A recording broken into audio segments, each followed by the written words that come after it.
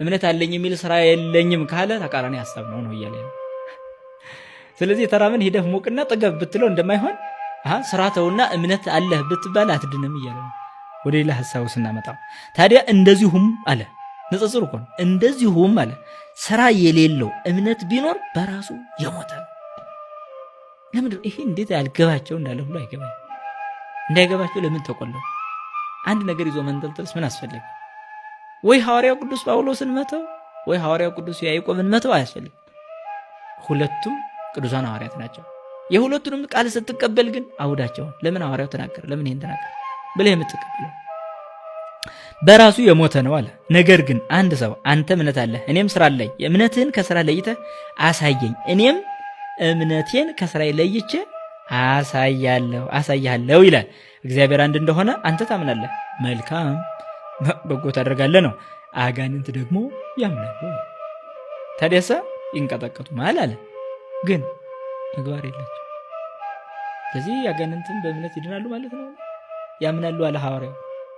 አያምኑም ብሎ የሚከራከረኝ ካለ ሐዋርያው ያምናሉ አለ። አዎ በእምነት ይድናሉ ካለ ስለዚህ አጋንንትን ምንድን ናቸው? ቅዱሳን ናቸው። እንደዛ ደግሞ ማለት አይቻልም።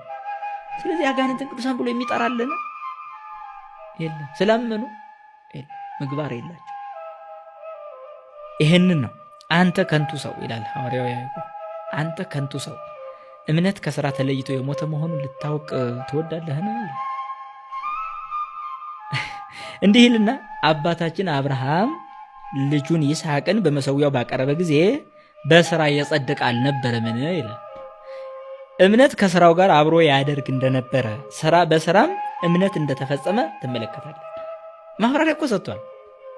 እምነት በስራ እንደተፈጸመ ፍጹም እንደሆነ ነው። እምነት ፍጹም የሆነው በስራ ነው። ታዲያ በእንደዚህ አይነት ጥያቄ ውስጥ ብዙዎቹ የሚያነሱት በምግባር አይጸደቅም የሚለውን ሀሳብ ለማንሳት ሲፈልጉ እምነት ብቻ ነው ይሉና ያመነ ሰው የሚሰራው ነው ይላል። መልሰው ደግሞ ተበላሽባቸው። ምክንያቱም የሚሰራው ከሆነ ስራ ማይሉ ለምን ምን ጨነቃቸው?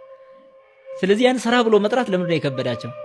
አይ በምግባሬ ጸድቃለሁ ይላል ብለው ነው እንግዲህ አንድ ፍርሃታቸው አይደለም። ይሄ በክርስቶስ በኩል ቤዛነት የተደረገውን የሚሽር ስራ የለም።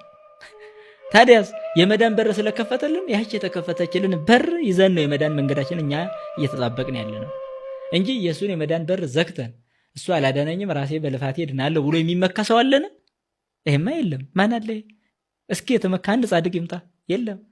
በሥራ የተመካ ያላል በራይዶ የወደቀ እንኳን ኃጢአተኛ ነኝ ሲል ነው የኖረው።